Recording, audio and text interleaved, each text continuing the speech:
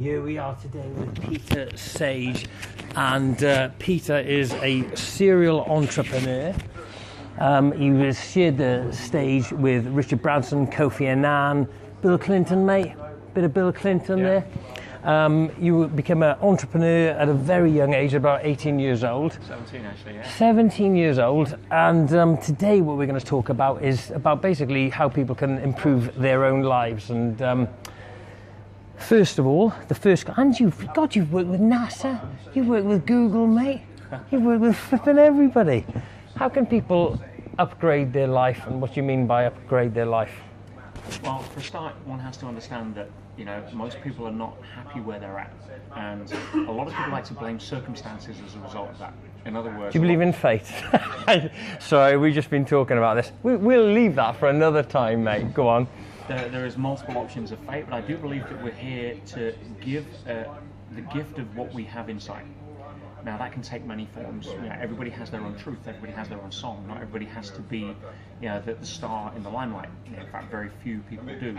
And the challenge is that by contrast, those people that are in the limelight make other people, through no fault of their own, feel less than, or more insignificant. And that's where a lot of the insecurities, a lot of the sort of personality issues around low self-esteem usually come from. It's by contrast to other people that we perceive are better than us from the angle that we happen to look at. Now, the challenge of that is when you actually ask people who we perceive to be better than us, they've got the same stuff going on.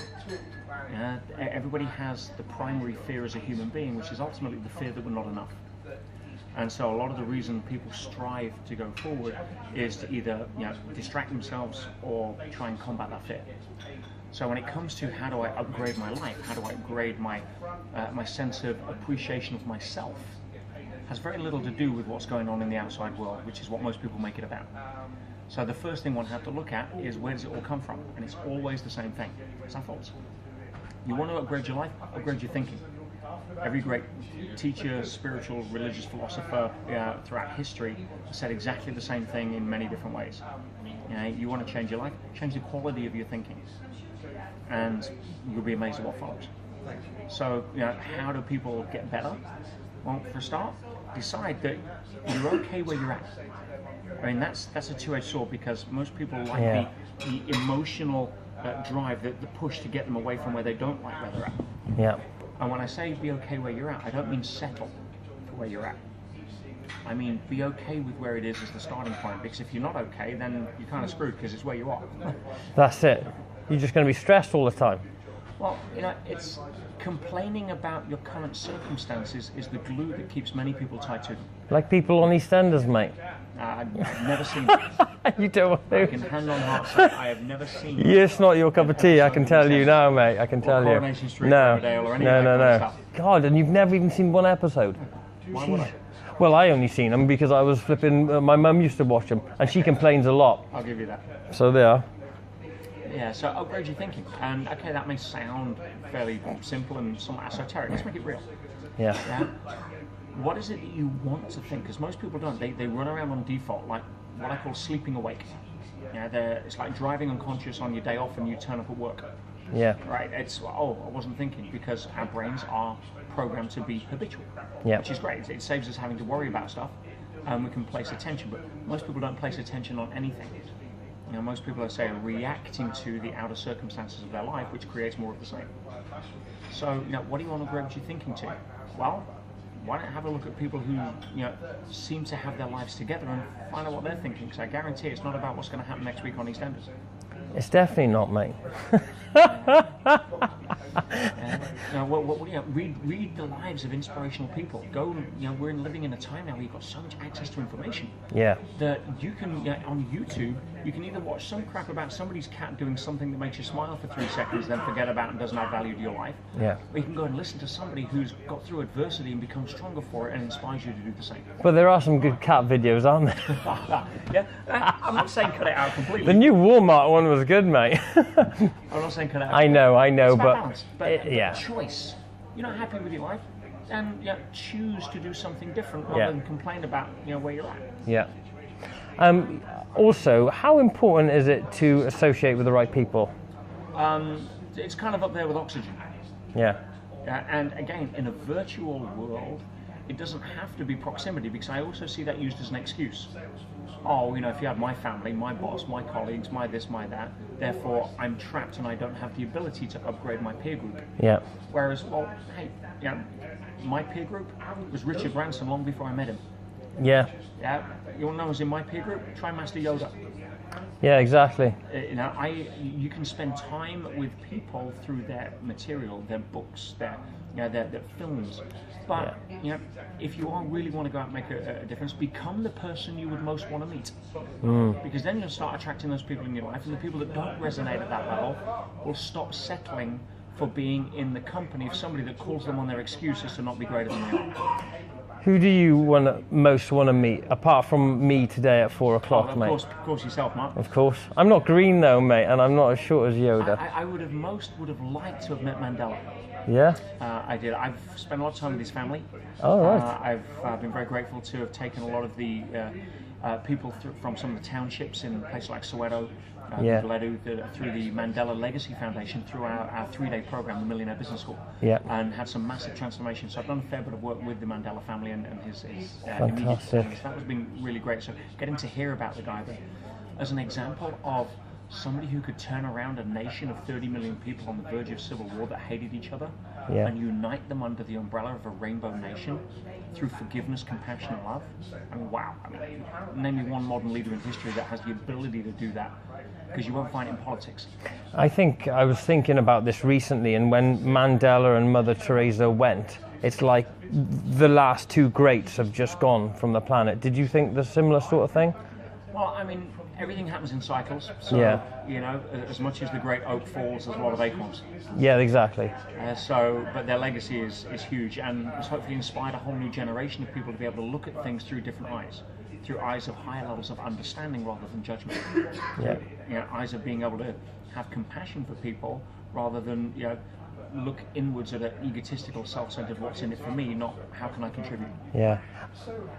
Most people do tend to judge, don't they? I know, you don't have a religion, do you? Not as such. But that was one of the things, I don't have one either, but I think that was one of the things that Jesus said, don't judge and stuff like that. But I seen a video on you, and you had people like Jesus and Gandhi and Buddha and Mother Teresa and Mandela on your walls, and that's one of the reasons why I wanted to interview, really, because I read a lot of their sort of stuff, and then the Aristotle and the Confucius and the Lao Tzu and all of that stuff. People at Harvard West are just looking at me now, the ones that think they know me, they'll be like, what the hell's he been doing while I've been washing EastEnders? Not judge. No, do not judge. Do not judge. Do not judge, exactly. But, yeah. It depends how high you want to go. And how deep you want to go in the time you've got. You can go very deep, can't you? They were deep, some of them. Well, let me throw this out, because you want to see a place in the world that creates probably more divisiveness and conflict. It's the area of religion and spirituality. Yeah. And my God's better than your God, so let's all here comes God, let's kill each other off. Yeah, that game is such a low level of consciousness. Yeah. And part of the reason, in my opinion, is that. If you go back, paper and pen is a fairly recent invention. You go back probably 5,000 years to the Chinese. Prior to that, 100,000 years of human evolution and civilization, we've got different ways of passing on knowledge. It was always stories. That's why stories are so captivating. And stories are told to basically educate people cross-culture, cross-tribal, cross-boundaries, and it's usually always through metaphor. Metaphors are the most powerful way to teach anybody. And so if you go to the religion, something like Christianity, which is a good billion people on the planet these days, subscribe to the rules that are around the Judeo-Christian faith. Yeah. And then you have people in the modern society say, well, hang on a minute, I'm not religious because I don't get that. And see if I can sort of reconcile a little bit for you when I say that it's about what level you're at in terms of hearing the message from the level that you can only hear from. See, when Jesus was giving a message, the only people that could hear it at the level he gave it from were people that calibrated at his level of understanding. So you get somebody today say, well, hang on a minute, you've got some cosmic Jewish guy that returns from the dead. He was his own dad. He was born of a woman and a married couple who'd never had sex. Right? And if you telepathically tell him he's your master, and he'll remove some mystical curse from your soul that was put there because a talking snake convinced a woman made out of a rib to eat from a magical tree. And the reason Do you not believe in the talking snake, mate? Well, here's the deal. And so you can see how skepticism on one side will Yeah. say, give me a break.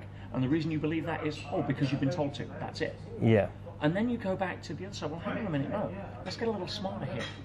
Because what I believe the message is, all metaphor. It's always metaphor. Very powerful. You have the tree of life and the tree of knowledge. Now, don't eat from the tree of knowledge. In other words, if you're trying to look outside of yourself to put something in to become more, that isn't the message. The tree of life, you already have that which you seek. Therefore, there are consequences to running off on a path of trying to become more outside of yourself rather than already know that you have everything you need. What does he say? The kingdom of heaven is where? Out there or inside? Inside you and all around it, yeah. It's beautiful and very powerful, poignant message. Yeah. But when you start getting caught up in the rules because you're only looking at it from a lower level of consciousness, you then start saying, well, no, if you don't believe that, I'm going to kill you. It's at its worst point. Yeah. So it's understanding that everybody has the ability to make their own assumptions and judgment. That's fine. You don't have any right, nor do I, to complain about what anybody else thinks. That's their deal. We all get to own that. But when we start judging people through a lack of understanding because we feel that we need you to validate my agreement by, or my level of understanding by agreeing with me, then we've got a challenge. And so, again, it depends how deep you want to get. That's it, and I could go much deeper, but I think all of my friends would just hate my guts then. But you say you were born a miracle. Not that I would care anyway. I just go with my own flow. I don't care about you guys. I'm really joking. You say everyone's born a miracle. What do you mean by that?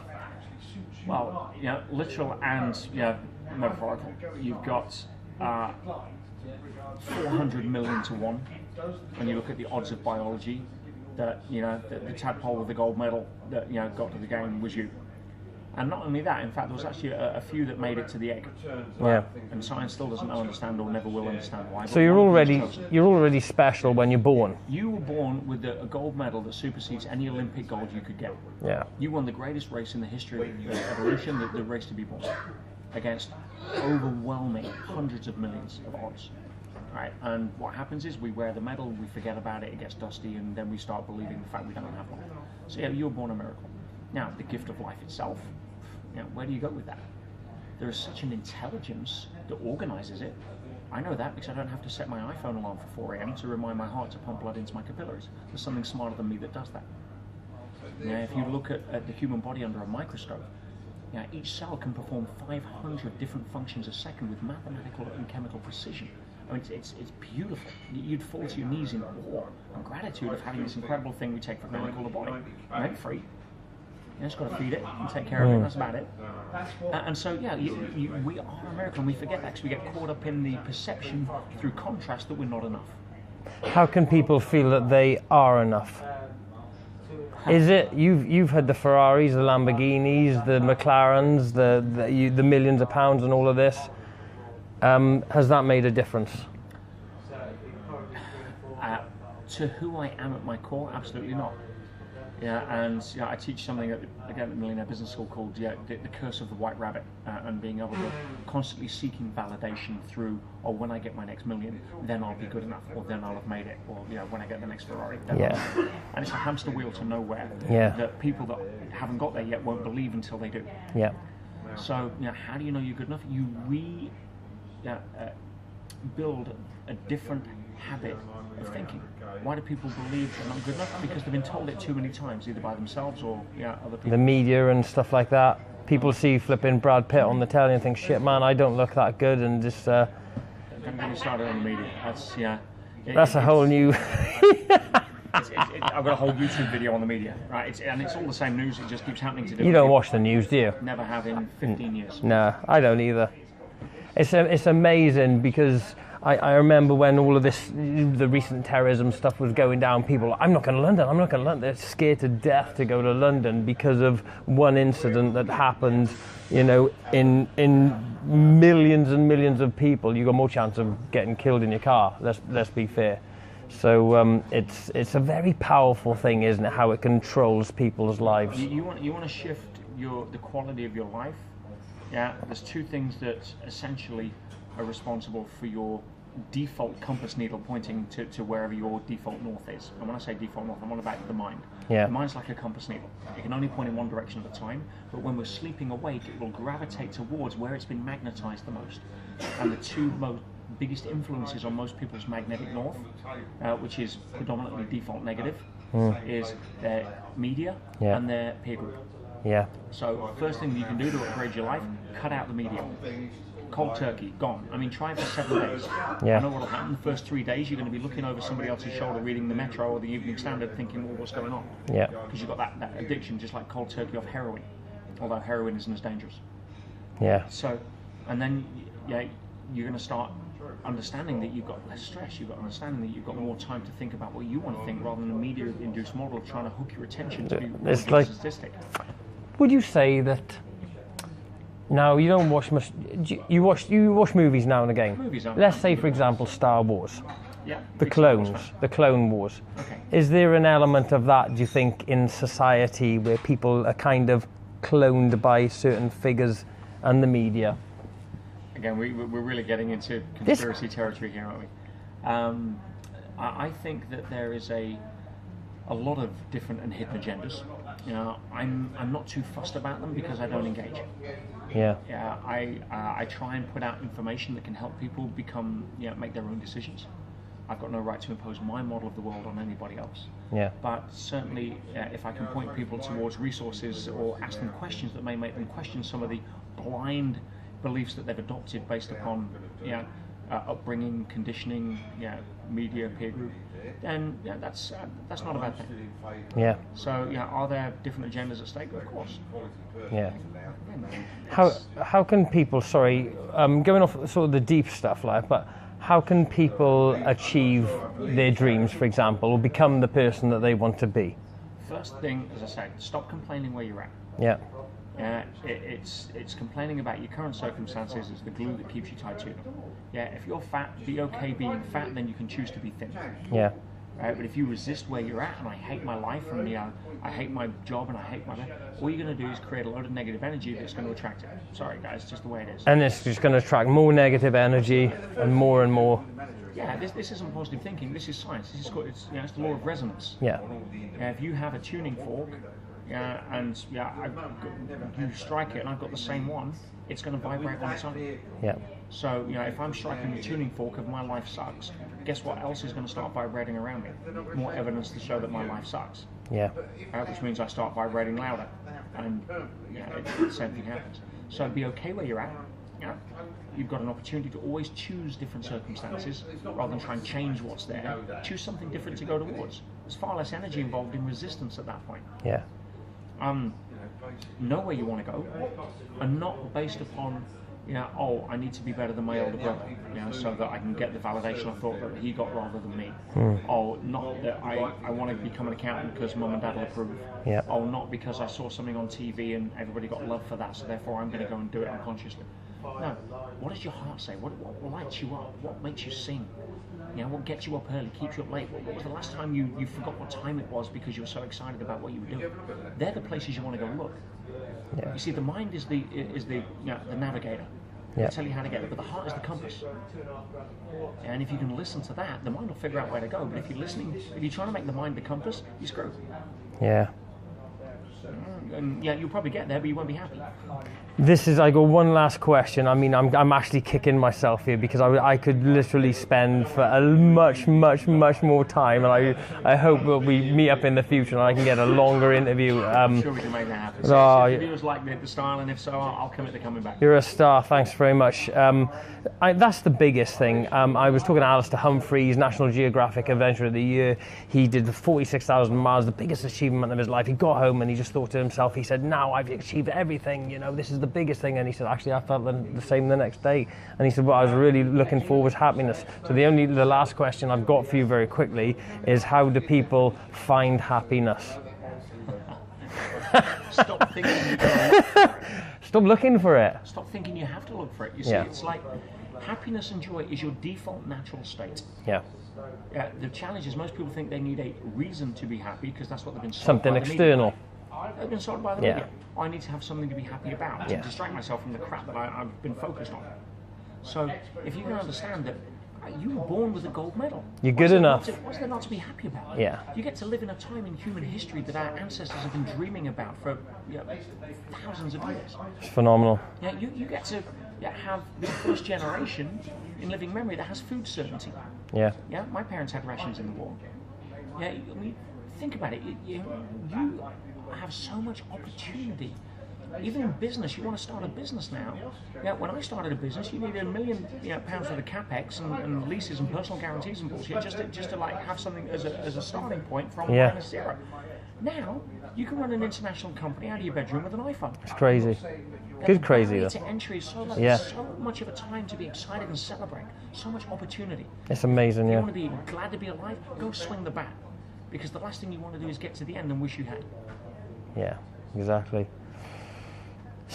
Your space solar panel stuff, mate. I was on the way. I was on the train coming here, and I was talking to this girl, and she's a bit of an academic, all right.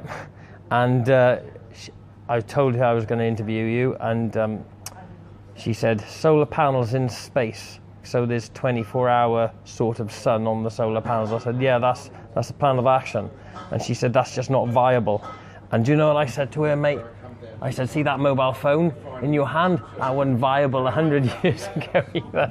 She didn't even speak to me for the rest of the journey. Would you believe it? How rude is that?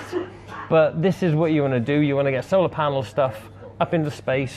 Yeah, well, this project I was working on for many years, I've actually handed it over to the United Nations. Well, that's cool. Which is that's massive. Very proud to have got it to a certain place where now it can be actually pushed as an agenda through the UN to recruit enough member states to contribute budget to actually make it happen much faster. Yeah. Rather than the big apple we were biting ourselves. So I'm very proud of what we did for several years in that, in terms of advancing the technology and handing that over. But yes, it all starts with a dream. It starts with the ability to say, you know something, if it can't be done, that's what gets me excited. Watch me. Didn't someone just say once, I have a dream? How do people contact you? petersage.com. Yep. You can find out all about what I do on there, my YouTube channel. Yep. But everything's on the website, petersage.com. And you Twitter, stuff like that as well? Everything, all the links are on the website. It's all there, mate. It's all there. Come connect. I'd love to be able to share some stuff with you, and even come to one of my events. It'd be great to see. That would be fantastic. Peter Sage, serial entrepreneur, but to me you go far, far deeper and far more beyond than just an entrepreneur. It has been an honour and a pleasure, mate. And mine. Thanks very much, mate. You're welcome. Thanks.